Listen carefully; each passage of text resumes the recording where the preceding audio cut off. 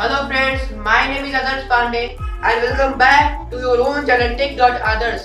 So in today's video we are going to make an automatic light bulb which starts glowing automatically as soon as it gets dark, and which you can make very easily in your home in very less time and less components. So if you are new to this channel, then subscribe to my channel and press the bell icon so that you will get all notifications of my videos. So without wasting time, let's start the video.